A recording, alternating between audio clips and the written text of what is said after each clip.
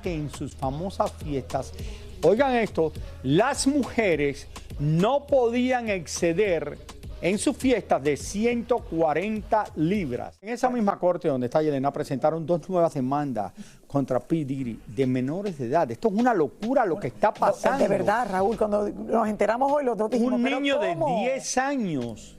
Wow, miren, una de ellas es por parte de un niño de 10 años, como acabas de decir, la otra por un joven de 17.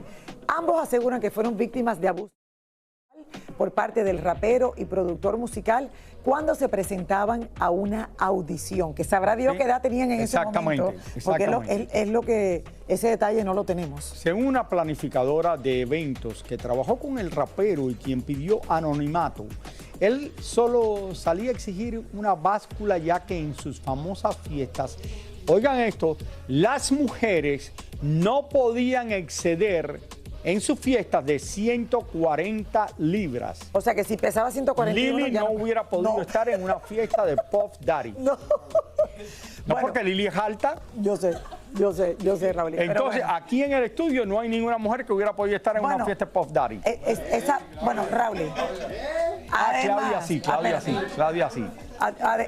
Además, señores, además también dicen que no se podía tener muchos tatuajes ni piercings, que era parte de lo que él decía. Por favor, no tatuajes, no piercings. Y tampoco podían tener el pelo corto. Y deberían ser extremadamente bellas. Pero o sea, espérate, que esta es una persona que era la que organizaba las fiestas, un party plan. No sabemos si es verdad o si lo está inventando. Ponte Lili, a pensar en esto. Esto olvídate. Que tú vayas a una fiesta de Puff Daddy y te pesen antes de tú entrar y tú estás en 141 libras. Es lo mejor que te puede haber pasado porque mira, no formaste parte de esa fiesta. Bueno, sí es verdad. Al final dicen que hay tantas grabaciones que yo me imagino cuando lo vaya a la corte, a lo mejor esta persona le dice, oye, no era lo que tú dijiste. No lo sabemos, mi gente, pero todo eso está pasando en el día de hoy. Son nuevas alegaciones que siguen todas saliendo. Estas barbaridades que uno no se imaginaba y que hasta hace unos meses atrás uno veía a este hombre y lo respetaba y decía, oh, esto es uno de los grandes de la música.